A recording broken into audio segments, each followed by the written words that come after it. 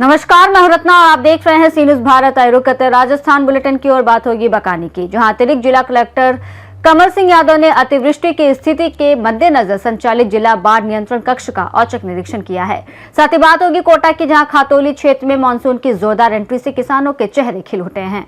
तमाम खबरों पर विस्तार से चर्चा करेंगे। झालावाड़ में अतिरिक्त जिला कलेक्टर कमल सिंह यादव ने बाढ़ और अतिवृष्टि की स्थिति को देखते हुए जिला बाढ़ नियंत्रण कक्ष का औचक निरीक्षण किया है।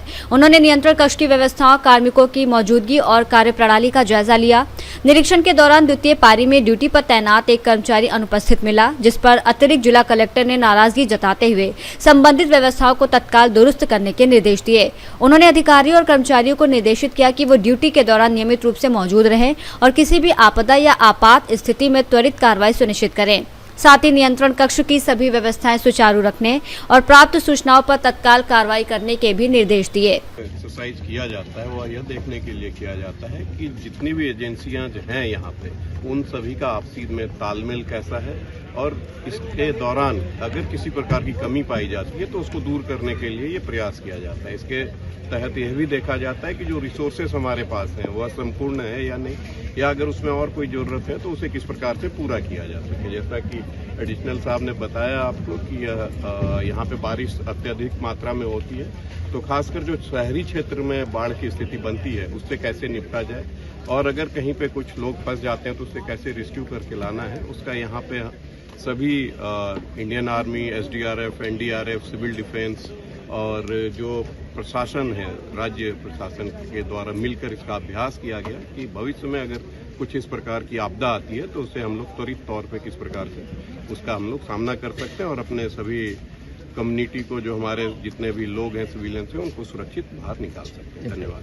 भारतीय सेना, एनडीआरएफ, एसडीआरएफ, लोकल पुलिस, इसी के साथ सिविल डिफेंस और सिविल प्रशासन के सहयोग से एक जॉइंट मॉक ड्रिल का यहाँ प्रदर्शन किया गया। चूँकि झालावाड़ हैवी रेनफॉल वाले एरियाज़ में आता है और अक्सर यहाँ पे नदी में और शहरों में मनोर थाना जैसे गंधार वगैरह वहाँ पे पानी भरने और बाढ़ की स्थिति पैदा होती है। तो इसी के लिए कि किसी भी स्थिति में सिविलियंस को बचाने के लिए जो पानी में फंसे हुए हैं उनको निकालने के लिए अनेक तरीके से कि किस तरीके से उनको वहाँ से निकाल करके उनको रेस्क्यू करके मेडिकल सपोर्ट दिया जाता है। तो वो सारी एक्सरसाइज आज चारों पांचों एजेंसियों ने मिलकर की है और आने वाले दिनों में, जो कि अभी अगर जुलाई अगस्त का महीना रेनफॉल का है, तो ऐसी कोई भी स्थिति होगी तो हम सारे एक जॉइंट ऑपरेशन की तरह इस चीज़ को अंजाम देंगे। सत्र चल रहा है और झालावाड़ में बाढ़ की स्थिति रही है, पहले भी रही है, तो जहाँ पर भी इस तरह की बाढ़ की स्थिति होती है, जल प्लावन की स्थिति होती है, तो उसमें सारी एजेंसियां मिलकर किस तरह से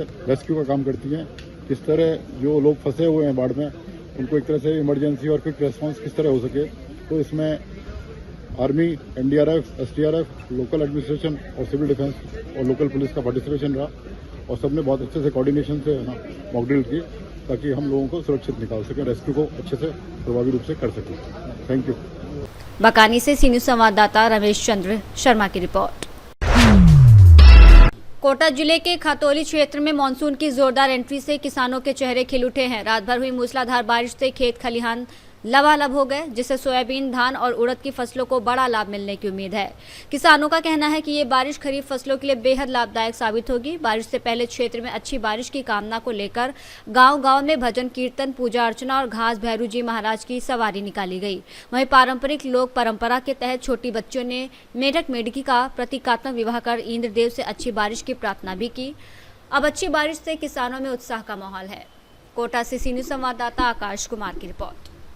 बुलेटिन में फिलहाल इतना ही। देश और दुनिया की तमाम बड़ी खबरों के लिए देखते रहिए सी न्यूज भारत।